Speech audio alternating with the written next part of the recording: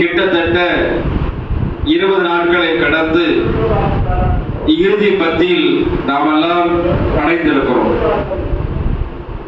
இன்னும் ஒரு சில தினங்களில் நாட்களில் இந்த ரமலான் நம்மை விட்டு செல்ல இருக்கிறது.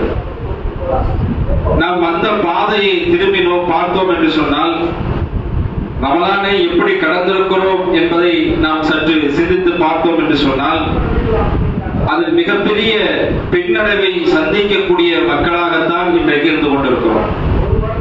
ரமலானுடைய ஆரம்பம் சஹருடைய இரவு தொழுகைக்கும் இப்பொழுது இருக்கக்கூடிய இரவு தொழுகைக்கும் முக்கியத்துவம் எந்த அளவுக்கு இருக்கிறது என்று சொன்னால் குறிப்பிட்டு சொல்வதற்காக அல்ல.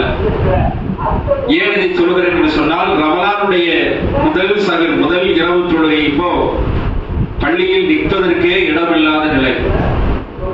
ஆனால் பள்ளியினுடைய 20வது நோன்பெற்ற 20வது ரக்காத் தொழுகை 20வது நோன்பெற்ற இரவு தொழுகை அப்போ எப்படி நம்முடைய தொழுகை இருந்தது என்று சொன்னால் அகல பாதாளத்தில் தள்ளக்கூடிய நிலைக்கு நம்முடைய சமூக மக்கள் இந்த ரமலானை கடந்திருக்கிறோம் என்பதை தான் சொல்ல வேண்டிய நிலைக்கு தள்ளப்பட்டிருக்கிறது. அன்பார்ந்த சகோதரர்களே, சொல்வதற்கு காரணம் இருக்கிறது. ஏன் இந்த காரணத்தை உங்கள் மத்தியில் சொல்கிறேன் என்று சொன்னால் வருடம் முழுக்க நாம் அன்றாடம் பாடுபடுகிறோம். நாம் தேவைக்காக ஓடிக்கொண்டிருக்கிறோம். மார்க்கத்திற்கான தேவை என்பது இந்த 1 மாத காலம்தான். அதற்கு பிறகு நம்முடைய காலங்கள்லாம் ஏதோ வக்தில் சந்திப்போம், அல்லது ஏதாவது ஜும்மாக்குடைய நாட்களில் அல்லது வேற ஏதாவது தர்பியா நிகழ்வு போன்ற விஷயங்களில் நாம் சந்திப்போம். மற்ற நாட்களில் பார்க்கும் பொழுது நம்முடைய இபாதத்துகள் எந்த அளவுக்கு இருக்கும் என்று சொன்னால் மிக குறைவான இபாதத்தாகத்தான் நம்மிடத்தில் இருக்கும். எல்லா மனிதனிடத்திலும் ரமலான்ல வந்த ஃபஜ்ர்ல இருக்கக்கூடிய கூட்டம் ரமலான் முடித்த பிறகு ஃபஜ்ருடைய கூட்டம் இருக்கும் என்றால் இல்லை. ஏன் அவ்வளவு ஏன் சொல்ல வேண்டும்? பெருநாள் என்ற தினத்தில் கூட அந்த நிலையை நாம் பார்க்க முடியும்.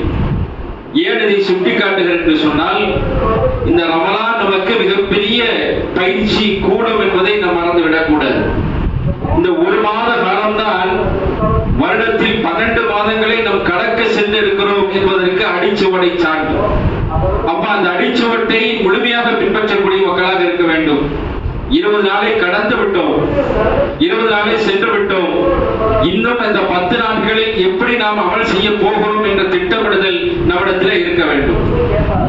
இந்த 10 பொறுத்தளவில் அல்லாஹ்வுடைய தூதர் ஸல்லல்லாஹு அலைஹி வஸல்லம் அவர்கள் எவ்வளவு சிறப்புக்குரிய ஒரு இந்த நாட்களிலே இறுதி நாட்களில் இதற்கான மகத்துவத்தை சொல்லி காட்டியிருக்கிறார்கள். அதை முழுமையாக பின்பற்றக்கூடிய மக்களாக இருக்க வேண்டும். அன்பார்ந்த சகோதரர்களே, இன்னைக்கு ஜும்மாவுடைய தலைப்பு என்னவென்று சொன்னால் ஜகாத் என்ற ஒரு தலைப்பு. ஜகாத்தின் சிறப்புகளும் அதில் இருக்கக்கூடிய பாதகம் சாதகங்கள் அனைத்தையும் முழுமையாக இந்த ஜகாத்தை பற்றி அறிந்து கொள்ள முடியுமா என்றால் முடியாது. முழுமையா தெரிஞ்சுக்க முடியுமா? ஜும்மாவில் முடிச்சிட முடியுமா? முடியாது. இருந்தாலும் ஜகாத் என்பது என்ன என்பதை நாம் விளங்கிக் கொள்ள வேண்டும். ஜகாத் யார் மீது கடமையாக்கப்பட்டிருக்கிறது? பொதுவாக பார்த்தோம் என்று சொன்னால் இஸ்லாத்தில் 50 கடமைகளில் ஒன்றுதான் ஜகாத். கலிமாவை ஒருவன் ஏற்றுக்கொண்டால் அவன் மீது என்ன செய்யப்படுகிறது? தொழுகை கடமையாக்கப்படுகிறது. கடமையாக்கப்பட்ட தொழுகைக்கு பிறகு நோன்பு, நோன்புக்கு பிறகு அவனுக்கு கடமையாக்கப்படுவது ஜகாத்து மட்டும்தான். இந்த ஜகாத்தை எந்த அளவுக்கு நாம் பேணி வருகிறோம் அல்லது செல்வந்தர்கள் எந்த அளவுக்கு பேணுகிறார்கள், அப்படி பேணவில்லை என்று சொன்னால் எவ்வளவு பெரிய நிலைக்கு இந்த சமூகம் தள்ளப்படும் என்பதை நீங்கள் அறிந்து கொள்ள வேண்டும். இந்த ஜகாத் என்ற வார்த்தைக்கு அர்த்தம் என்ன தெரியுமா சகோதரர்களே? ஜகாத் என்ற அரபி வார்த்தைக்கு வளர்ச்சி அடைதல் என்று அர்த்தம். ஒரு பொருள் வளருது என்று அர்த்தம். அதிகமாக்குதல் என்றும் அர்த்தம் சொல்லப்படுகிறது. ஜகாத்துக்கு அர்த்தம் என்னன்னா புடுங்கிறது அல்லாஹ் சொல்லல.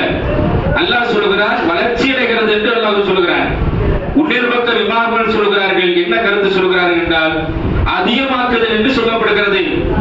உன்னிரு பக்கம் உங்களுடைய பொருளாதாரம் தூய்மையாக்கப்படுகிறது என்று இந்த வார்த்தையை பயன்படுத்துகிறார்கள். ஒரு பக்கம் வளர்ச்சி அடைகிறது, ஒரு பக்கம் அதிகப்படுகிறது. ஒரு பக்கம் பார்த்தீர்கள் என்று சொன்னால் அது தூய்மைப்படுத்தப்படுகிறது. இப்ப யார் மீது ஜக்காத்து கடமை, யாருக்கு செய்ய வேண்டும், இதெல்லாம் நிறைய கருத்து வேறுபாடுகள் இருக்கிறது. ஒருத்தருக்கு வீடு ஒன்று இருக்குது, அந்த வீட்டுக்கு ஜக்காத்து கொடுத்துருவாங்க கிடையாது, அதை சொல்லவில்லை. ஜக்காத் யாருக்கு கடமை என்பதை சொல்லி காட்டப்படுகிறது. யாருக்கு மிக மிஞ்சிய நிலையில் இருக்கிறதோ, யார் தன்னுடைய வீட்டுக்கு கொடுக்கணுமா கொடுக்க வேண்டியதில்லை, வாகனத்துக்கு கொடுக்கணுமா கொடுக்க வேண்டியதில்லை, எதற்கு கொடுக்கணும் என்று மார்க்கம் நமக்கு சொல்லுகிறது. அதை பேசுவதற்காகத்தான். ஏன்டா இந்த ஜக்காத்தை பேசக்கூடிய நாம வேற எந்த நாட்களிலுமே ஜக்காத்தை பத்தி பேச மாட்டோம். இந்த ரமலானுடைய மாதத்தில் தான் ஜக்காத்தை பத்தி பேசுவோம். இந்த ஜக்காத்து கொடுக்கலன்னா என்ன நிலை என்பதை நீங்கள் சிந்தித்து பார்க்க வேண்டும். எதெல்லாம் ஜக்காத்து கொடுக்க முடியும்? பெண்களும் இதில் பங்கெடுக்க வேண்டும். சொத்து இருக்கும், ஆணுக்கு சொத்து இருக்கிறதை போல பெண்ணுக்கு சொத்து இருக்கும். ஆனா வீட்டுல கேட்டா, பெண்கள் கிட்ட கேட்டா என்ன சொல்றதுன்னா, அதான் அண்ணன் கொடுக்கிறாருல்ல, ஏங்க உங்க சொத்து உங்க பேர்ல இருக்கிற சொத்துக்கு அண்ணன் கொடுத்துருவாருல்ல, அண்ணன் கொடுத்துருவாரு. ஆனால் அது யார் மீது கடமையாக்கப்பட்டிருக்கிறது? கணவருக்கு அது பொறுப்புதான். கணவர் கொடுக்கவில்லை என்று சொன்னால் அந்த ஜக்காத் யார் மீது கடமையாக்கப்பட? 100 பவுன் இருக்குது, 100 பவுன் இருந்தா தங்கம் எடுத்துக்கோங்க. தங்கம் பெண்கள் அதிகமா விரும்பக்கூடிய ஒரு பொருள். 100 பவுன் இருக்குது, 100 பவுனுக்கு எப்போ 100 பவுனுக்கு ஜக்காத் இருக்குது. எவ்வளவு கொடுக்கணும்? 2.5 பவுன் கணக்கிட்டு அவங்க கொடுக்கணும். ஒருத்தருக்கு 10 லட்சம் ரூபாய் இருக்குதுன்னு வச்சுங்களேன், 1 லட்சம் ரூபாய் எடுத்தீங்க, அவருக்கு 1 லட்சம் ரூபாய் தன்னுடைய பொருளாதாரம் இருக்கிறது. அந்த 1 லட்சம் ரூபாய்க்கு எவ்வளவு ஜக்காத்து கொடுக்கணும்? 2500 ரூபாய் கொடுக்கணும். 1 லட்சம் ரூபாய்க்கு 2500 ரூபாய். இதே கணக்கிட்டுக் கொள்ளுங்கள். எல்லா விஷயத்திலும் எதெல்லாம் கொடுக்கிறது? வியாபாரம் செய்யக்கூடிய பொருள், வளர்ச்சி அடையக்கூடிய பொருட்கள். நீங்க வியாபாரம் செய்றீங்க, அதன் மூலம் பொருள் ஈட்டுகிறீர்கள், அதற்கு நீங்கள் ஜக்காத்து கொடுக்கணும். ஒருத்தர் வயல் வச்சிருக்கிறார், பேரிச்சம்பழம் தோட்டம் வச்சிருக்கிறார், அல்லது வேற ஏதாவது தொழில் செய்கிறார், தோட்டம் வச்சிருக்காரு வச்சுங்களேன், இதுக்கு ஜக்காத்து இருக்கிறதா? கண்டிப்பாக ஜக்காத்து. விவசாயம் செய்யக்கூடிய பொருட்களில் ஜக்காத்து இருக்கிறது. அதே போல கால்நடைகளுக்கும் ஜக்காத்து இருக்கிறது. கால்நடைக்கு என்ன ஜக்காத்து? முஸ்லிம் என்ற நபிமொழியிலே பாருங்கள், ஜக்காத்துடைய லிஸ்ட்ல ஜக்காத்துடைய லிஸ்ட் எடுத்து பார்த்தீர்கள் என்று சொன்னால், சுப்ஹானல்லாஹ், ஒட்டகம் பண்ணை வைத்திருக்கிறார் என்றால் ஒட்டகம் ஜக்காத்து கொடுக்கணும். மாடு ஜக்காத்து வைத்திருந்தால் மாட்டு பண்ணை வைத்திருந்தால் மாட்டை கொடுக்கணும். அதே போல ஆட்டு பண்ணை வைத்திருந்தால் ஆட்டை கொடுக்கணும். இப்படி முஸ்லிம் என்ற நபிமொழி தொகுப்பிலே ஜக்காத் இருக்கின்ற பலவிதம். இந்த ஜக்காத்து ஒருத்தர் கொடுக்கலன்னு வச்சுங்களேன், தாங்கிட்ட இருக்குது பொருளாதாரம், இந்த பொருளாதாரத்தை ஒருத்தர் செலவு செய்யல, அல்லாஹ்விடத்தில் இன்கம் டாக்ஸ் கட்டல அப்படின்னா என்ன நிலைக்கு தள்ளப்படுவார் என்பதை அல்லாஹ் தஆலா சொல்லி காட்டுகிறார். இது எல்லாருமே சேர்ந்துதான், ஆண்கள் மட்டும் சொல்லக்கூடிய விஷயம் அல்ல, பெண்களும் இதில் அகல்படுவார்கள். அல்லாஹ் தஆலா பட்டியலிடும் பொழுது நம்பிக்கை கொண்ட ஆண்களும் நம்பிக்கை கொண்ட பெண்களும், தர்மம் செய்யக்கூடிய ஆண்களும் தர்மம் செய்யக்கூடிய பெண்களும், தொழுகக்கூடிய ஆண்களும் தொழுகக்கூடிய பெண்களும், நோன்பு வைக்கக்கூடிய ஆண்களும் நோன்பு வைக்கக்கூடிய பெண்களும், எல்லா இடத்திலும் அல்லாஹ் தஆலா இறை நம்பிக்கையாளர் பற்றி அல்லாஹ் தஆலா ஒன்று சேர்த்தே சொல்கிறார். அந்த ஒன்று சேர்த்தக்கூடியவர்கள் இந்த ஜக்காத்துடைய விஷயம் வருகின்ற பொழுது தனியாக பிரித்துவிடக் கூடாது, இரண்டு பேர்களும் ஒன்றுதான் என்று அல்லாஹ் தஆலா சொல்லி காட்டுகிறார். அந்த ஜக்காத்தில் எப்படிப்பட்ட நிலை என்றால், யாரு ஜக்காத்தை கொடுக்கவில்லையோ அவருடைய நிலையை மட்டும் பாருங்கள். அல்லாஹ் தஆலா தன்னுடைய திருமறையில் சொல்கிறான், யா அய்யுஹல்லதீன ஆமனூ, ஈமான் கொண்டவர்களே, இன்ன கஸீரம் மினல் அஹ்யார். அல்லாஹ் தஆலா எந்த அளவுக்கு சொல்கிறார் என்றால், நிச்சயமாக உங்களுடைய பாதிரிமார்கள், நம்முடைய முன்னாடி யாரு? கிறிஸ்தவ சமூகம். உங்களுடைய பாதிரிமார்கள், சன்னியாசிகள், அநேக மக்கள் செல்வங்களை தவறான முறையில் சாப்பிடுகிறார்கள், மேலும் அல்லாஹ்வின் பாதையை விட்டும் மக்களை தடுக்கிறார்கள், ஜக்காத்து கொடுக்கிறது தடுக்கிறார்கள்.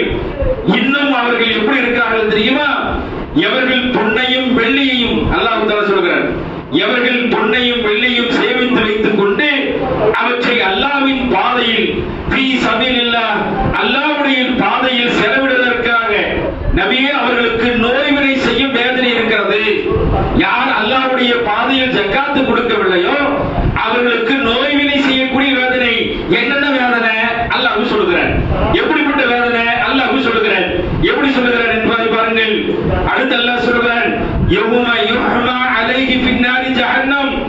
அந்த நாள்ல நினைவூட்டுவீராக. அந்த நாள் அவர்களுக்கு நினைவுபடுத்தி, அந்த நாளில் ஜக்காத்து கொடுக்காதவருடைய நிலை எப்படி இருக்குமா, அந்த நாளில் நரக நெருப்பில் அவர்கள் காய்ச்சப்பட்டு, சுப்ஹானல்லாஹ், ஜக்காத்து கொடுக்கலன்னா அவர்கள் நரக நெருப்பில் காய்ச்சப்பட்டு அவற்றை கொண்டு அவர்களுக்கு நெற்றியிலும் விழா புறங்களிலும் முதுகுகளிலும் சூடுபடப்படும். இன்னும் உங்களுக்கு சேமித்து வைத்ததே இது என்று அவர்களுக்கு சொல்லப்படும். நீங்கள் சேமித்து வைத்த இந்த பொருளாதாரத்தை நீங்கள் சுவைத்து பாருங்கள் என்று அல்லாஹ் தஆலா அந்த நாளில் பற்றி சொல்லி காட்டுகிறார். என்று சொன்னால் ஜக்காத் என்பது எவ்வளவு முக்கியமானது என்பதை நீங்கள் சிந்தித்து பார்க்கணும். அல்லாஹ் குர்ஆனிலே குறிப்பிட்டு சொல்லுகிறார். கிட்டத்தட்ட பார்த்தீங்கன்னு சொன்னா 34ஆம் அத்தியாயம் சபா என்ற ஒரு அத்தியாயம். அந்த அத்தியாயத்தை அல்லாஹ் தஆலா சொல்லி காட்டுகிறார். மனித சமூகத்திற்கு அல்லாஹ் தஆலா சொல்லி காட்டுகிறார். ஜக்காத்தை முதல்ல வழங்கணும். தர்மம் வேற, ஜக்காத் வேற. தர்மம் செய்யறது எப்பவுமே செய்யணும். ஜக்காத் என்பது கட்டாய கடமை. நீங்க தொழுகை எப்படி கடமையோ, நோன்பு எப்படி கடமையோ, கலிமா எப்படி கடமையோ, ஹஜ் எப்படி உங்கள் மீது கடமையாக்கப்படுகிறதோ, அதுபோல இந்த ஜக்காத்து உங்கள் மீது கடமை. இந்த கடமையை யார் மறுத்து இந்த உலகத்தில் வாழ்ந்தால், நான் ஜக்காத்தை கொடுக்காமல் வாழ்ந்தால் அல்லாஹ்விடத்தில் அவர்கள் பதில் சொல்ல வேண்டும். பதில் சொல்லாமல் அகல முடியாது. இதை உதாரணத்துக்கு சொல்கிறேன். இப்னு மஸ்ஊத் அவருடைய மனைவி ரசூல் ஸல்லல்லாஹு அலைஹி வஸல்லம் இடத்துல ஒரு கேள்வி, இந்த வசனம் இறங்கிருச்சு. வசனம் இறங்கின உடனேயே இப்னு மஸ்ஊத் அவருடைய மனைவி ஃபாத்திமா ரலியல்லாஹு அன்ஹா, அவங்களுக்கு சஹாபாக்களை பொறுத்தவரை எப்படின்னு பாத்துங்க. சஹாபாக்கள் எப்படியுமே கருணை என்பது வேற, ஜக்காத் என்பது வேற. முதல்ல அதை விளக்கணும். வெளியிலிருந்து ஒரு சகோதரர் கேட்கிறார் என்றால் அது போடுறது கருணை. ஜக்காத் என்பது கட்டாயமாக கொடுக்க வேண்டியது ஒன்று. அது கட்டாயமா கொடுத்துடணும், கொடுக்காம இருக்கக்கூடாது. வசதி படைத்தவர்களை பற்றி பேசப்படுகிறது, வசதி இல்லாதவர்களை பற்றி இல்ல. இந்த இடத்தில் பாருங்கள், ஒரு நபிமொழியை பாருங்கள். இப்னு மஸ்ஊத் அவருடைய மனைவி மிகப்பெரிய கோடீஸ்வரி, மிகப்பெரிய கோடீஸ்வரி. ஆனால் இப்னு மஸ்ஊத் பரம ஏழை. கணவன் ஏழை, மனைவி கோடீஸ்வரி, பயங்கர செல்வாக்கு, பயங்கர சொத்து இருக்கிறது. ஆனால் மஸ்ஊத் அவருடைய மனைவி, இந்த வசனம் இறக்கப்பட்டு விட்டது. இந்த வசனத்தில் யாருக்கு கொடுக்கணும், இந்த ஜக்காத் யாருக்கு கொடுக்கணும், அதுல பிரச்சனை இருக்கிறது. இந்த ஜக்காத் யாருக்கு கொடுக்க வேண்டும் என்பதை மார்க்கம் சில வழிமுறை சொல்கிறது. எல்லாருக்கும் கொடுக்க முடியாது ஜக்காத்து. அதில் யார் யாருக்கு கொடுக்கணும் என்பது மார்க்கம் சொல்லுகிறது. அப்படி அந்த அடிப்படையில் ஜக்காத்தை கொடுப்பவர்கள் யாரிடத்தில் கொடுக்கணும் என்று பார்க்கும் பொழுது எந்த அளவுக்கு என்று சொன்னால், கட்டாய கடமையாக யாருக்கு கொடுக்கணும் அப்படின்னு ரசூல் ஸல்லல்லாஹு அலைஹி வஸல்லம் சொல்கிறார். அல்லாஹ் குர்ஆனில் சொல்கிறான், இன்னமா ஸதகா வல் ஃபுக்ராஹி வல் மசாகீன் வஅலமின் அலைஹி வல் முஅல்லாத். யாருக்கு கொடுக்கணும்? மசாக்கீன்களுக்கு கொடுக்கணும், மிஸ்கீனுக்கு கொடுக்கணுமா? யாருக்கு கொடுக்கணும் என்று சொல்லப்படுகிறது. அல்லாஹ் தஆலா 4 பேர்களுக்கு கொடுக்க வேண்டும் என்று அல்லாஹ் தஆலா சொல்கிறார். ஜக்காத்தை கணக்கிட்டு யாருக்கு கொடுக்கணும்? அதில் முதல் பங்குதாரர் யார் என்றால் உங்களுடைய குடும்பத்தார்கள். நம்முடைய குடும்பம் தான் முதல்ல, மிச்சதான் எல்லாம். அப்படி கொடுக்கின்ற நேரத்தில் இந்த நல்ல பணக்காரான சஹாபி, கணவன் ஏழை, வசதி இல்லாதவர், இவருக்கு மார்க்க அடிப்படையில் பார்க்கும் பொழுது அல்லாஹ் தஆலா திருமறையில் சொல்கிறான், யாசிப்பவர்களுக்கு கொடுக்க வேண்டும், ஏழைகளுக்கு கொடுக்கணும். வசூலிக்கக்கூடியவர்கள், ஜக்காத்தை வசூலிக்கக்கூடியவர்கள், ஜக்காத்தை வசூலிக்கக்கூடியவர்களுக்கு நீங்கள் ஜக்காத்து கொடுக்க வேண்டும். உள்ளங்கள் ஈர்க்கப்படக்கூடியவர்கள், அடிமைகளை விடுதலை செய்யக்கூடியவர்கள், கடன் பட்டவர்களுக்கு அல்லாஹ்வின் பாதையில் நினைத்து, கடன் பட்டிருக்கிறார் அவருடைய கடனை அடைப்பதற்காக அவர்களுக்கு என்ன செய்யலாம்? நீங்கள் தாராளமாக செய்யலாம். யாரு? யாசிப்பவர்களுக்கு, மிஸ்கீன்களுக்கு, ஏழைகளுக்கு. அடுத்து அல்லாஹ் தஆலா சொல்கிறார், வசூலிப்பவர்களுக்கு, ஜக்காத்தை வசூலிப்பவர்களுக்கு. நான் சொல்லல, குர்ஆனை எடுத்து பாருங்க, குர்ஆனை எடுத்து பாருங்க. அல்லாஹ் தஆலா 9ஆம் அத்தியாயம் 60ஆம் வசனத்தில் சொல்லி காட்டுகிறான், ஜக்காத்தை வசூலிப்பவர்களுக்கு. அடுத்தது உள்ளங்கள் ஈர்க்கப்படக்கூடியவர்களுக்கு. உள்ளங்கள் ஈர்க்கப்படவன யாரு? தெரியுமா? நம்ம உள்ளத்தை ஈர்த்திருப்பார் ஒரு சகோதரர், நமக்கு நெருங்கிய நண்பர். அவருடைய மனைவியோ பிள்ளையோ ஆஸ்பத்திரியில் படுத்து கிடப்பார். அவருடைய படுத்து கிடந்த மருத்துவத்திற்காக செலவுக்காக ஓடிக்கொண்டிருப்பார். அந்த நேரத்தில் நம்மிடத்தில் வருவார். வந்து நின்றுகிட்டு ஏதாவது உதவி செய்ய யாராவது இருப்பாங்களா, எங்கேயாவது வட்டிக்காவது பணத்தை வாங்கி என் பிள்ளையை பாதுகாக்கலாமே, என் மனைவியை பாதுகாக்கலாமே என்பதை போன்ற சிந்தனைகள் அவர் கேட்கிறார். கேட்கிற நேரத்தில் பாருங்கள், இப்படி ஒரு நிலை இருந்தால் உங்கள் உள்ளத்தில் இருக்கக்கூடிய சகோதரர்கள், வார்க்கடிப்படையில் சகோதரர்கள் யாராக இருந்தாலும் அவர்களுக்கு நீங்கள் கொடுக்கலாம். அதை தவிர வேறு யார்களுக்கும் நீங்கள் ஜக்காத்துடைய பொருளாதாரத்தை செலவு செய்ய முடியாது. ஏழைகளுக்கு, உங்களுடைய உறவுக்கு, அதில் முக்கியத்துவம் யாரு? உங்களுடைய உறவுகள். இந்த அம்மா என்ன செய்யறாங்கன்னா, ரசூலுல்லாஹ்ட்ட வர்றாங்க, கணவர்கிட்ட கேட்கிறாங்க, ஏங்க இந்த மாதிரி என் கண்ணில் தோன்ற, நான் நினைச்சு பார்த்தா என் கண்ணில் தோன்றுவது என்னுடைய கணவர் தான். ஏழைகளை தொழாவும் பொழுது அதில் முதலாக இருப்பவர்கள் என்னுடைய கணவர். அந்த கணவருக்கு ஜக்காத்து கொடுக்கலாமா? ஒரு கேள்வி இருக்கும். மனைவிக்கு சொத்து இருக்கும். இதே சட்டத்தை ஆண்கள் வைத்துக் கொள்ளுங்கள். ஆம்பளை இருக்கிறாரு, கணவன் நம்ம இருக்கிறோம், நம்ம மனைவிக்கு ஜக்காத்து கொடுக்கலாமா? இப்படி ஒரு சட்டம் இருக்கா? ஒரு கேள்வி இருக்கும். எங்க மனைவி கொடுத்தேன் சொல்லக்கூடிய காரணம், மனைவி கொடுக்கலாமா? மிகப்பெரிய பாதாளது. மனைவி நீ ஜக்காத் எடுக்கிற நிலைக்கு ஆளாக்கிட்டாய். ஜக்காத் எங்க தாய் தந்தைக்கு கொடுத்துட்டேன். உன்னுடைய தாய் தந்தைக்கு ஜக்காத்து பொருந்தாது. உன்னுடைய தாய் தந்தை எல்லாம் உன்னுடைய என்ன உறவு? நீ பராமரிக்கிற உறவு. ஆனால் இந்த சட்டம் எப்படி அந்த மகன் பொருந்தும்? ஜக்காத் என்ற விஷயத்தில் முதல்ல வந்து பார்க்கும் பொழுது தன்னுடைய கணவர் முன்னாடி தோன்றுகிறார். இதுக்கு என்ன விளக்கு செய்யறது? கணவர்கிட்ட கேட்கிறாரு, அம்மா அல்லாஹ் சொல்லிட்டான், யாருக்கோ ஒண்ணு கொடுத்துட்டு போ. இல்ல நான் ரசூலுல்லாஹ்ட்ட போய் கேட்கிறேன். ரசூலுல்லாஹ்ட்ட போறாங்க. ரசூலுல்லாஹ்க்கு நேரா வீட்டுக்கு போய் முன்னாடி நிக்கிறாரு, ஹிஜாப் அணிந்து கொண்டு. ஹிஜாப் அணிஞ்சுக்கிட்டு உள்ள போறாங்க. உள்ள போகிற நேரத்தில் முன்னாடி பிலால், சலாசத்தை கிட்ட பிலால் வர்றாரு. யாருன்னு கேட்கிறாங்க. இந்த மாதிரி பாத்திமா அல்லாஹ். என்ன பிரச்சனை? இந்த பிரச்சனை, கணவனுக்கு ஜக்காத்து கொடுக்கலாமா? இதுக்கு மார்க்கம் அனுமதிக்கப்பட்டிருக்கிறதா? இதை கேட்கிறப்போ குறிப்பிட்டு மஸ்ஊதுடைய மனைவி என்று சொல்லிடாதீங்க, மொத்தமா பாத்திமான்னு சொல்லுங்க.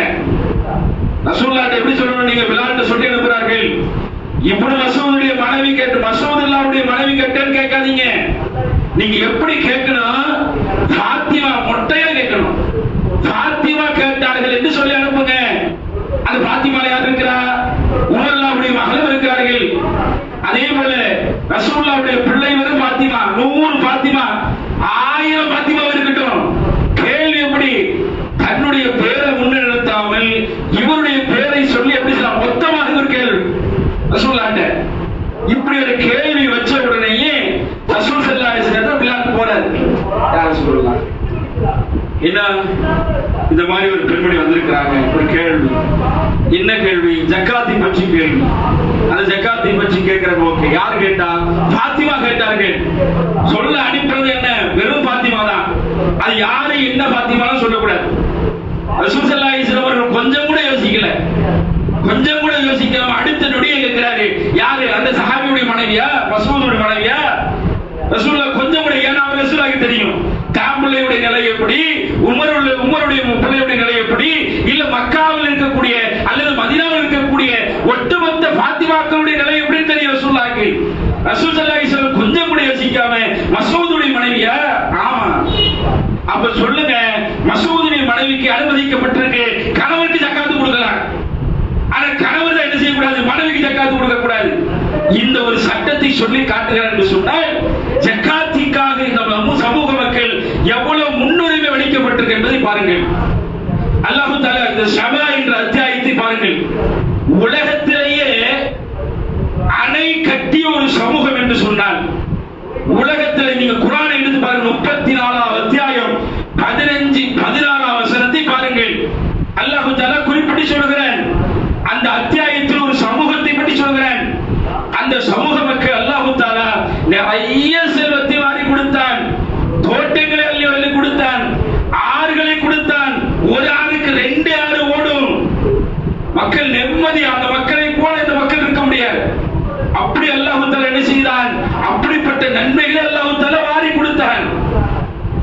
மக்கள் அல்லாஹ் கொடுத்த பொருளாதாரத்தை மறந்து அப்படிப்பட்ட தண்ணீர் தெரியுமா? வரலாற்றிலே இமாம்கள் குறிப்பிடுகிறார்கள், உலகத்திலேயே இன்னைக்கு கட்டிருக்கிற ஆலயங்களை பார்க்க அணை கட்டி இருக்குது, அணை இருக்குது. இது போல அணை உலகத்தில் ஒட்டுமொத்தமாக எல்லா அணைகளும் எடுத்துக்கொண்டால் அதற்கு முதல் ஆணையர் யாருங்க? இந்த சபா என்ற ஒரு கூட்டத்தினர். அவங்க தான் என்ன செய்கிறார்கள்? சேகரிக்கிறார்கள், தண்ணீரை சேகரிக்கிறார்கள். தண்ணீரை சேகரித்து என்ன செய்கிறார்கள் என்றால் சேகரித்து வைக்கிறார்கள். அந்த தண்ணியை குடித்தால் சுபஹானல்லாஹ் அவ்வளவு இனிமையான தண்ணி. அல்லாஹ் அவர்களுக்கு அற்கொடையாக வழங்கினான், அற்கொடையாக வழங்கினான். அல்லாஹ் தஆலா விளைச்சலை அதிகப்படுத்தி கொடுத்தான், பொருளாதாரத்தை அதிகமாக கொடுத்தான். எல்லாம் கொடுத்து அல்லாஹ்வை இந்த சமூக மக்கள் மறந்தார்கள். எந்த தண்ணீர் அவர்கள் சேகரித்து வைத்திருந்தார்களோ, எந்த தண்ணியை சேகரித்து அந்த மக்கள் வைத்திருந்தார்களோ, அந்த மக்களை அல்லாஹ் தஆலா அந்த அணையை உடைத்து அந்த கூட்டத்தை அல்லாஹ் அழித்தான். அவர்கள் விரும்பி அந்த பழங்கள் கடித்தால் அவ்வளவு சுவையாக இருக்கக்கூடிய அந்த பழங்கள் பொழிந்து கசக்கக்கூடிய நிலை அல்லாஹ் தஆலா ஏற்படுத்தினார் என்றால் காரணம் என்ன? ஜக்காத் கொடுக்கிறது மறுத்து வாழ்ந்தார்கள். ஜக்காத் என்பது ஒரு ஆணி கடமை. இது வசதி படைத்தவர்கள் கண்டிப்பாக இது அல்லாஹ்விடத்தில் எந்த அளவுக்கு என்பதை பாருங்கள். நபி அவர்களுடைய உபதேசம் எப்படின்னு சொன்னா, சுபஹானல்லாஹ் எல்லா இடத்திலையுமே அல்லாஹ்வுடைய தூதர்கள் மறுமை நாளை பற்றி சொல்கிறார்கள். ஜக்காத்து கொடுக்காதவருடைய நிலை மட்டும் பாருங்கள். ஜக்காத் இருக்கு இல்லைங்க, இதை கொடுக்காதவருடைய நிலையை மட்டும் பாருங்கள். எந்த அளவுக்கு என்று சொன்னால், நபிகள் நாயகம் ஸல்லல்லாஹு அலைஹி வஸல்லம் அறிவித்ததாக புகாரியில் 6957வது நபியுடைய பதிவு செய்யப்பட்டிருக்கிறது. ரசூலுல்லாஹ் சொல்றாங்க, யார் ஜக்காத்தை கொடுக்காமல் பூட்டி வைக்கிறார்களோ, யார் ஜக்காத்தை கொடுக்காம பூட்டி வைக்கிறார்களோ, பாதுகாக்கப்படுகிறார்களோ, அவர்கள் மறுமை நாளில் கொடிய விஷமுள்ள ஒரு பாம்பாக அந்த பொருளாதாரம் மாறும். நீ உலகத்தில் சேகரித்து வச்ச, நீ உலகத்தில் நேசித்த இந்த பொருளாதாரம் அல்லாஹ்விடத்தில் எப்படி வருமா? கொடிய விஷ பாம்பாக மாறும். அதை கொண்டு என்ன செய்வோம்? உரிமையாளர்களை நாங்கள் விரண்டோட்டுவோம். உரிமையாளர்களை துரத்தி கொண்டு வரும். அது உங்களை துரத்தி கொண்டு மட்டுமல்ல, அந்த மனிதன் கேட்பானாமா, பின்னாடி துரத்தி கொண்டு வருகின்ற அந்த பாம்பை பார்த்து கேட்பான், என்ன இது என்னை நோக்கி வருகிறது, என்ன இது என்னை நோக்கி வருகிறது.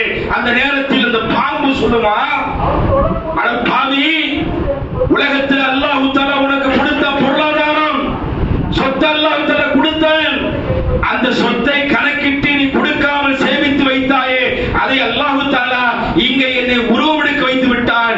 பாம்பாக உருவமெடுத்து அதை உங்களை துரத்தி கொண்டு வந்து என்ன செய்யும்? தன்னுடைய வாய்க்குள் நுழைக்கும் என்று அல்லாஹ்வுடைய தூதர் அண்ணல் பெருமானார் ஸல்லல்லாஹு அலைஹி வஸல்லம் சொல்கிறார் என்று சொன்னால் நினைத்து பாருங்கள்.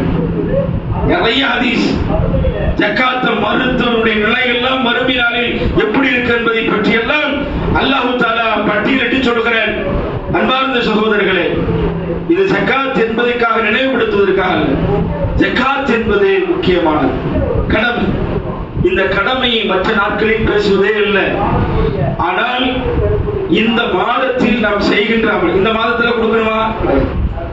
ஆனால் கணக்கிட்டு கொடுக்கணும். ஒரு வருடத்தில் நீங்கள் சம்பாதிக்கிற ஒரு பொருளை ஜக்காத்து கொடுத்துட்டோம். ஒரு பொருளுக்கு என்ன செஞ்சோம்? 10 லட்சம் ரூபாய் இருக்குது, ஜக்காத்து கொடுத்தாச்சு. அடுத்த வருஷம் அந்த 10 லட்சம் ரூபாய் கொடுக்கணுமா? கிடையாது, ஒரு முறைதான். ஆனால் அந்த பொருளாதாரம் வளர்ச்சி அடைகின்ற நேரத்தில், நீங்கள் தொழில் செய்கின்ற அந்த தொழில் வளர்ச்சி அடைகின்ற நேரத்தில் அதை கணக்கிட்டு கொடுக்க வேண்டும் என்று மார்க்கம் சொல்லுகிறது. ரசூல் ஸல்லல்லாஹு அலைஹி வஸல்லம் சொல்கிறார்கள், பேரிச்சம்பழத்தை சொல்லியிருக்கிறார்கள், கோதுமையை சொல்லியிருக்கிறார்கள். விளைச்சல் தரக்கூடிய எல்லா பொருட்களின் மீது உங்கள் மீது கடமையாக்கப்படுகிறது என்று சொன்னால், நாம் செய்கின்ற வியாபாரம் எவ்வளவு பெரிய முக்கியமானது. இது அல்லாஹ்விடத்தில் விசாரிக்கப்படும் என்பதை நீங்கள் சிந்தித்து பார்த்து அந்த ஜக்காத்தை கணக்கிட்டு, பெண்களாக இருந்தாலும் சரி, எங்க அத்தா 100 பவுன் கொடுத்தாரு, அதை எப்படி கொடுக்கிறதா? அதை கொடுத்தா குறைஞ்சு போயிடாத, மொத்தமா போயிடும், தூய்மை அடையாது. தூய்மை இல்லை, அல்லாஹ் அழித்து விடுவான். அல்லாஹ் அழிக்கக்கூடிய பொருளாதாரம் நமக்கு வேணுமா? நீங்க 2 பவுன் கொடுத்துட்டா அல்லாஹ் தஆலா அடுத்து 150 பவுன் கொடுப்பான், அடுத்து அதிகப்படுத்துவான். நீங்க ஜக்காத்து கொடுக்கக்கூடிய எல்லாத்திலும் கேளுங்க, ஜக்காத்து வரிசைப்படுத்தி கொடுக்கக்கூடிய அனைத்து சகோதரர்களையும் கேளுங்க, உங்க பொருளாதாரம் குறைந்திருக்கிறதா? இந்த வார்த்தைக்கான அர்த்தம் நமக்கு விளங்கும். அல்லாஹ் அதிகமாக்கி வைத்திருக்கிறார் தவிர யாரையும் தாழ்த்தி ஜக்காத்து கொடுத்து நான் பிச்சைக்கார ஆனேன் என்று ஒரு வரலாற்றிலும் ஒரு பெரிய மனிதரை காட்ட முடியாது. ஜக்காத்து கொடுக்கிறது எப்படி கொடுக்கணும்? கேரளாவில் ஒரு இடத்துல பார்க்கிறோம், பெரிய கூட்டம் லைன் நிக்குது, பெருசா அப்படி லைனா நிக்குது கூட்டம். அப்படியே எடுத்து 100 ரூபாய் நோட்டை எடுத்து ஜக்காத்தா அல்ல, இதனால் ஒருவர் பயனடைஞ்சு அவர் கொடுக்கக்கூடிய நிலைக்கு வரணும். ஒருத்தருக்கு வசதி இல்லாம இருக்கிறாரா, தொழில் இல்லாம இருக்கிறாரா, அவருக்கு தொழில் ஏற்படுத்தி அவர் கொடுக்கக்கூடிய நிலை ஏற்படுத்தணும். எல்லாருக்கும் கொடுக்கிறது சதக்கா, எல்லாருக்கும் லைன்ல கொடுக்கிறது என்னங்க? அது சதக்கா, தர்மம். ஜக்காத் அப்படி அல்ல, கணக்கிட்டு கொடுக்க அல்லாஹ் தஆலா சொல்லுகிறார். இது நான் சொல்லவில்லை, அல்லாஹ் தஆலா இவர்களுக்கு மட்டும்தான் கொடுக்க வேண்டும் என்று அல்லாஹ் தஆலா கட்டளையிடுகிறார் என்று சொன்னால் அந்த கட்டளைக்கு உட்பட்டு நடக்கக்கூடிய மக்களாக அல்லாஹ் தஆலா உங்களையும் என்னையும் ஆக்கி கூறிய உரைகளை செய்கின்றேன். வாஹிரு தாவானா அல்ஹம்துலில்லாஹி ரப்பில் ஆலமீன். அஸ்ஸலாமு அலைக்கும் வரஹ்மத்துல்லாஹி வபரகாத்துஹு.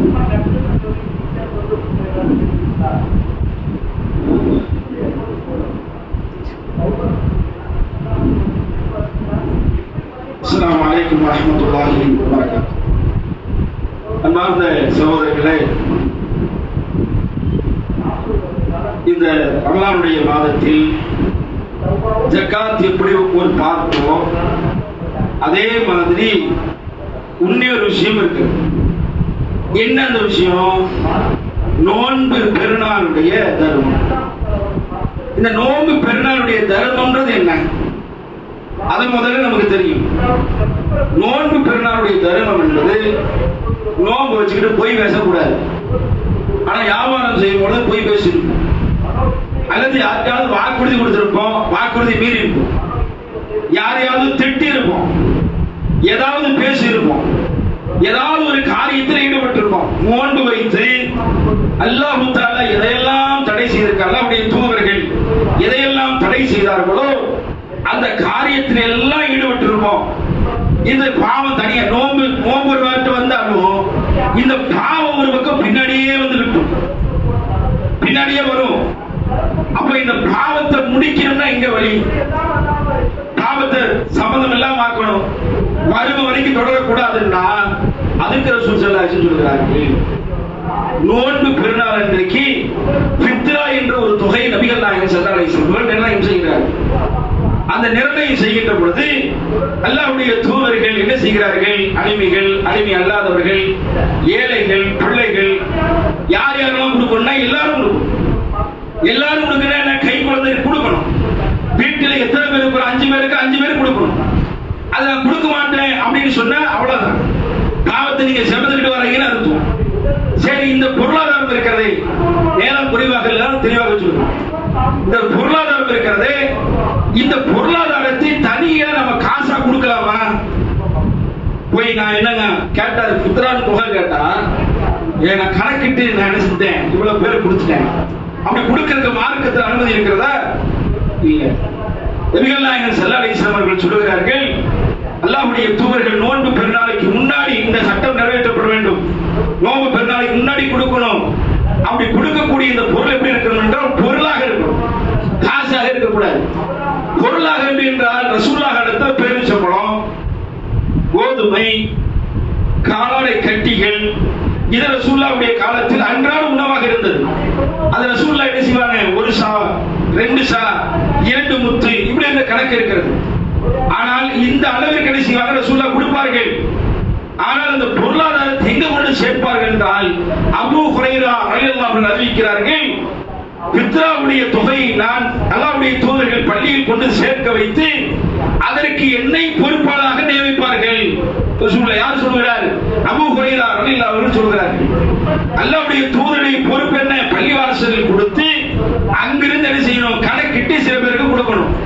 அது அன்னைக்கு ரசூலுல்லாஹ் காலத்தில் பேரிச்சம்பழம், கோதுமை, தீட்டப்பட கோதுமை, தீட்டப்படாத கோதுமை, அதாவது சுத்தமான கோதுமை, தோல் உரிக்கப்படாத கோதுமை, 2 விதமா இருக்கு.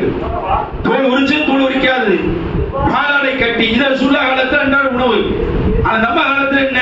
அரிசி, நாம் சாப்பிடக்கூடிய பொருள். இந்த பொருளை ஏழைகளுக்கு கொடுக்கலாம். யாருக்கு கொடுக்கணும்? யாருக்கு கொடுக்க வேண்டும் என்று மார்க்கம் சொல்லுகிறது? நாம் நினைத்துக் கொண்டிருக்க எல்லாரும் கொடுக்கலாமா? அதை ஒரு கேள்வி இருக்கும், எல்லாருக்கும் கொடுக்கலாமா? நம்மால இன்னைக்கு யாருமே இல்லாம இருக்கிறா? கொடுக்கணும்னு சொல்லிட்டாங்க, இருக்கா இல்லையான்னு பார்க்க கூடாது. ஏழைகள் இன்றைக்கு சாப்பிடணும். ஒரு காலத்துல நாம் சின்ன வயசுல அல்லது நமக்கு முன்னாடி இருந்தவர்களுடைய நிலையில நினைச்சு பாருங்க. நோன்பு பெருநாள் ஒரு கூட்டம் கொண்டாடி கொண்டிருக்கும், ஒரு கூட்டம் வீட்டில் பழைய சோறு சாப்பிடக்கூடிய நிலை இருக்கும். தௌஹீதுகள் வளர்ச்சி அடைந்த பிறகு இந்த நிலை மாற்றப்பட்டு எல்லா மக்களுமே இந்த நோன்பு பெருநாளுக்கு என்ன செய்கிறார்கள்? பித்ரா என்ற தொகையை கொடுத்த பிறகு அதில் நிறைய மக்கள் பயனடைந்து சந்தோஷத்தோடு கொண்டாடிய நோன்புகள் பல நோன்புகள் இருக்கிறது. அப்ப அதுக்கு காரணம் என்ன? இந்த பித்ரா என்ற தொகை. அந்த பித்ரா எவ்வளவு நிர்ணயம் செய்திருக்கிறோம்? நம்முடைய ஜமாத்தின் சார்பாக 150 ரூபாய் என்று நிர்ணயம். இந்த 150 ரூபாய் நிர்ணயம் இன்ஷா அல்லாஹ் கணக்கிட்டு நம்ம வீட்டுல எத்தனை பேர் இருக்கிறோமோ அது முதல்ல நிர்வாகத்தில் ஒப்படைச்சு முன்னாடியே கொண்டு வர. அந்த கடைசி டைம்ல வந்துடக்கூடாது. கடைசி டைம்ல வந்து யாருக்கு கொடுக்க முடியும்? பெருநாளுடைய திட்டத்துக்கு போறதுக்கு முன்னாடி கொடுக்கணும். 2 நாளைக்கு முன்னாடி கொடுத்துடலாமா? அப்படி கொடுக்கறதுக்கு அனுமதி இருக்குதா? சஹாபாக்கள் எப்படி இருப்பார்கள் என்றால், பெருநாளுடைய திடலுக்கு போவதற்கு முன்பாக கடை பார்ப்பார்கள், பித்ராவை என்ன செய்வார்கள்? விநியோகம் செய்யக்கூடிய வரலாற்று சம்பவங்கள் சொல்லப்படுகிறது. நிறைய ஹதீஸ்கள் இருக்கிறது. அப்ப இந்த ஒரு நிலையை நம்ம பேணணும். அதே மாதிரி இன்றையிலிருந்து நம்ம பள்ளிவாசல்ல தொழுகையினுடைய டைம் 2:45. ஏன் 2:45? 3 மணிக்கு வைக்கலாம். 2:45 வைத்திருக்கிறோம், வழக்கமா வச்சிருக்கிற டைம். அதுல சில நேரங்கள் முன்ன பின்ன ஆகும். அந்த முன்ன பின்ன ஆகக்கூடிய நேரத்தை சரி செய்யறதுக்காகத்தான். ஏன்னா சகருடைய நேரம் இருப்பதினால் அதை பூர்த்தி செய்யக்கூடிய நிலை. சரி, இந்த 10 நாளை எப்படி ரமலான கடக்க போறோம்? இந்த ரமலான் இருக்கு இல்லைங்க, நமக்கு கிடைத்த இந்த ரமலான், இந்த ரமலானை 10 நாள் எப்படி கடக்க? அதுக்கான தயாரிப்பு என்ன நம்மகிட்ட இருக்கு? 10 நாள் தூங்கி தூங்கி எந்திரிச்சிடலாமா? தூங்குற அதுல மாற்று கருத்து இல்லை, எல்லாரும் தூங்குறதா, நானும் தூங்குறதா. ஆனால் இந்த ரமலானில் இறுதி 10 இருக்கிறது. இந்த இறுதி 10ஐ அல்லாஹ் தஆலா சொல்கிறான். அல்லாஹ் தஆலா தன்னுடைய திருமறையில 97வது அத்தியாயத்தில் சொல்லி காட்டுகிறான். அல் கத்ர், இந்த பேருடைய அத்தியாயத்துடைய பேர் என்ன? அல் கத்ர், கண்ணியமான இரவு. அல்லாஹ் தஆலா சொல்கிறான், சாதாரணமான இரவு அல்ல, கண்ணியமான இரவு என்று இந்த 10 நாளைக்கு அல்லாஹ் தஆலா பேர் சொல்லுகிறான். சும்மா அல்லாஹ் சொல்லல, கத்ர்னா சும்மாவா? கண்ணியமான இரவு. அந்த இரவை பற்றி அல்லாஹ் தஆலா சொல்கிறான். பிஸ்மில்லாஹிர் ரஹ்மானிர் ரஹீம். அல்லாஹ் எப்படி சொல்லி காட்டுறான் பாருங்க. இன்னா அன்ஸல்னாஹு ஃபீ லைலத்தில் கத்ர். அல்லாஹ் தஆலா சொல்கிறான், நிச்சயமாக உறுதியாக இந்த குர்ஆனை கண்ணியமிக்க லைலத்துல் கத்ர் என்ற இரவில் நாம் இறக்கினோம். எப்ப இறக்கப்பட்டது குர்ஆன்? நாம இருக்கிற இந்த 10 அது கருத்து நிறைய இருக்காது, போக கூடாது. அது அவங்க நன்மையான விஷயம், அதுல போய் நம்ம கருத்து முரண்பாடு வந்துடக்கூடாது. எல்லாத்தையும் நன்மை தான். ஆனா ஒரே விஷயம் தான், கதிர். எந்த கதிரில்? இந்த 10. இந்த 10ல தான் ஒட்டுமொத்த சமூகத்தினுடைய வழிகாட்டியாக இருக்கிற, ஒட்டுமொத்த சமூகத்தினுடைய வழிகாட்டு மட்டுமல்ல, இறைவனுடைய வார்த்தை, இதை பின்பற்றினால் உலகத்தில் உனக்கு சொர்க்கம் இருக்கிறது என்று அல்லாஹ் தஆலா சொல்லி காட்டிய திருமறை குர்ஆனை அல்லாஹ் இறக்கிய ஒரு மாதம் இந்த ரமலானுடைய மாதம். அந்த நாட்களில் இந்த இரவு லைலத்துல் கத்ர், இந்த 10 நாட்கள். அடுத்து அல்லாஹ் தஆலா சொல்கிறான், வமா அத்ராக மா லைலத்துல் கத்ர். அந்த கண்ணியமிக்க இரவு என்ன என்பது உனக்கு தெரியுமா? அல்லாஹ் தஆலா சொல்கிறான். அல்லாஹ் தஆலா எப்படி சொல்கிறான்? லைலத்துல் கத்ர் கைரும் மின் அல்ஃபி ஷஹர். அந்த இரவு பார்த்தீங்கன்னா சுப்ஹானல்லாஹ், அந்த கண்ணியமிக்கப்பட்ட அந்த இரவு இருக்கிறதே 1000 மாதங்களை விட மேலானது. சுப்ஹானல்லாஹ், 1000 வருஷத்தை விட மேலான ஒரு இரவு என்று சொன்னால் இந்த 10. இந்த 10 நாள் அல்லாஹ் தஆலா சொல்கிறான், சொல்லி முடித்து அல்லாஹ் சொல்கிறான், தனஸ்ஸலுல் மலாயிகத்து வர்ரூஹு ஃபியா பிஇذن ரப்பிஹிம் மின் குல்லி அம்ர். அல்லாஹ் தஆலா சொல்கிறான், அதில் வானவர்கள் வருகிறார்கள். வானவர்கள் யார் தெரியுமா? வானவருடைய தலைவர் ஜிப்ரீல் வருகிறார். ஜிப்ரீல் வந்து இறைவனுடைய கட்டளைப்பட சகல காரியங்களும் இறக்கி வைக்கிறார் அந்த நாளில், இந்த 10 நாள்ல. சலாமுன் ஹிய ஹத்தா மத்லஇல் ஃபஜ்ர். எது வரைக்கும் இந்த நாள் தெரியுமா? ஃபஜ்ருடைய தொழுகை வரைக்கும் அந்த நேரம், அந்த நேரத்தை குறிக்கப்படுகிறது, அந்த நாளை குறிக்கப்படுகிறது. அந்த நாள் ரசூலுல்லாஹ்ட்ட வராங்க. லைலத்துல் கத்ர் அறிவிக்கிறதுக்காக வராங்க ரசூலுல்லாஹ். லைலத்துல் கத்ர் அறிவிக்கிறதுக்காக வரும்போது ரெண்டு பேர் லைலத்துக்கு இந்த நாள் 27 இருக்கலாம், 23 இருக்கலாம், 21 இருக்கலாம், 29 இருக்கலாம், 25 இருக்கலாம். ஆனால் ரசூல் ஸல்லல்லாஹு அலைஹி வஸல்லம் அவர்கள் இந்த நாள் தான் அறிவிச்சாங்கல்ல, இந்த நாள்ல இறங்குதுன்றான். ஒருவேளை அப்படி ஒரு சட்டத்தை ரசூலுல்லாஹ் சொல்லி இருந்தால் சுப்ஹானல்லாஹ் மிகப்பெரிய நிலைக்கு நாம் தள்ளப்பட்டிருப்போம். இன்னைக்கு நாளைக்கு, அன்னைக்கு நாளைக்கு ரசூல் ஸல்லல்லாஹு அலைஹி வஸல்லம் அவர்கள் அறிவிப்பதற்காக வருகின்ற நேரத்தில் வர்றாங்க. ரசூலுல்லாஹ்க்கு இந்த நாள் தெரிஞ்சிருச்சு. அறிவிக்கிறதுக்காக வரும் பொழுது ரெண்டு பேரும் சண்டை போட்டுருக்காங்க.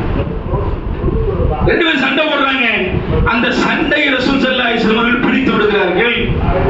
அப்படி பிரித்து விடுகின்ற நேரத்தில் எந்த நாள்னு அல்லாஹ் மறக்கடிச்சான். இந்த நாள் ரசூலுல்லாஹ் வராங்கல்ல, அந்த நாளை அல்லாஹ் தஆலா மறக்கடித்து விட்டான். காரணம் அல்லாஹ்வுக்கு தான் தெரியும். ரசூல் ஸல்லல்லாஹு அலைஹி வஸல்லம் வந்த விஷயத்தை மறந்துட்டோமே, என்ன செய்யறது? சஹாபாக்கள் சொல்றாங்க, நான் இப்படி வந்தேன், இந்த நாள் அறிவிக்கலான்னு வந்தேன், ஆனால் அல்லாஹ் தஆலா என்னை மறக்கடித்து விட்டான், மறக்கடிச்சிருச்சான். அதனால நீங்கள் கடைசி 10 இருக்கு பாருங்க, அந்த கடைசி 10 ஒற்றைப்படை நாட்களில் லைலத்துல் கத்ர் என்ற இரவை நீங்கள் அடைந்து கொள்ளுங்கள் என்று ரசூலுல்லாஹ் சொல்லி முடித்து விட்டார்கள். அதனால நீங்க ஒரு நாள் குறிப்பிட்டிருந்தா ஒரே நாள் மட்டும் தொழுது, ஒரே நாள் மட்டும் அமல் செஞ்சு அந்த நாளை அடைஞ்சுக்கிட்டு போயிருவீங்க. இந்த 10 நாளை வீணடிச்சிருவீங்க. இந்த கண்ணியமான இரவு நாளை பூர்த்தி அடையாம போயிடும். அதனால நீங்க 10 நாள் என்ன செய்யுங்க, அமல் செய்வதற்காக ஒற்றைப்படை நாட்களை தேர்வு செய்யுங்கன்னு சொல்லி அறிவித்ததன் அடிப்படையில் மஸ்ஜிதுல் அக்ஸா பள்ளிவாசலில் 2:15 இன்னையிலிருந்து இன்ஷா அல்லாஹ் பிறை பார்க்கக்கூடிய நாள் வரைக்கும் தொழுகை, இரவு தொழுகை இரவு 2:15 என்பதை இன்ஷா அல்லாஹ் அறிவித்துக் கொள்கிறோம். வாஹிரு தஅவானா அல்ஹம்துலில்லாஹி ரப்பில் ஆலமீன். அஸ்ஸலாமு அலைக்கும் வரஹ்மத்துல்லாஹி வபரகாத்துஹு.